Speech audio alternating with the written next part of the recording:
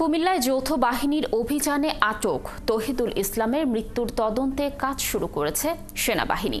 এরই মধ্যে দোষীদের বিরুদ্ধে সেনা আইনে ব্যবস্থা নেওয়ার ঘোষণা দেওয়া হয়েছে। এদিকে তৌহিদের পরিবারের পাশে থাকার প্রতিশ্রুতি দিয়েছেন বিএনপি নেতারা। এনামুল হকের তথ্য ছবিতে প্রতিবেদন। কুমিল্লায় যৌথ বাহিনীর অভিযানে আটক তৌহিদুল ইসলামের মৃত্যুর ঘটনায় শনিবার রাতে কুমিল্লা সেনা ক্যাম্পে তৌহিদুলের পরিবারের সাথে সেনা কর্মকর্তাদের ৩ ঘণ্টার বৈঠক হয়। তৌহিদুলের পরিবারের পক্ষ থেকে জানানো হয়, তদন্তে দোষীদের বিরুদ্ধে সেনা আইনে বিচারের আশ্বাস দেন দায়িত্বশীল কর্মকর্তারা। তারাও সেনা কর্তৃপক্ষের কাছে দ্রুত বিচারের দাবি জানান। আর্মির ওরাও আশ্বস্ত করছেন, আমরা বিশ্বাস আমাদের ইনশাআল্লাহ আর্মিরা এটার সঠিক বিচারটা করবে।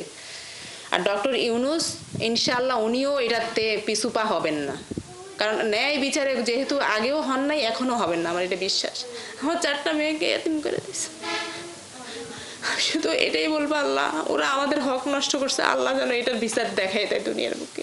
এর আগে শনিবার দুপুরে আদর্শ সদর উপজেলার ইটাল্লা ইসলামিয়া দাখিল মাদ্রাসা মাঠে তৌহিদুলের 2বার জানাজা হয়। জানাজায় যুক্ত হন বিএনপির কেন্দ্রীয় নেতারা।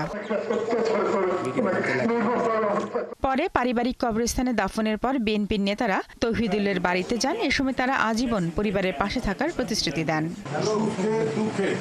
আমি যতদিন বেঁচে আছি, দল যতদিন বেঁচে আছে, তাদের দল যতদিন আছে, কিয়ামত পর্যন্ত এদের পাশে দল থাকবে। তাদের নিরাপত্তা দেওয়ার দরকার এই পরিবারে, যেহেতু একটা ঘটনা হয়ে গেছে, সুষ্ঠুভাবে চাচ্ছি তাদেরকে নিরাপত্তায় পরিবারের আরো জন কারো মায়ের বুক খালি না হয়। কুমিল্লা আদর্শ সদর উপজেলার পাঁচথবি ইউনিয়নের ইটাল্লা এলাকার বাসিন্দা তৌহিদুল ইউনিয়ন যুবদলের আহ্বায়ক ছিলেন। গেল বৃহস্পতিবার রাতে বাড়ি থেকে যৌথ বাহিনীর হাতে আটক হন তিনি। পরে শুক্রবার দুপুরে তার মৃত্যুর খবর পায় পরিবার।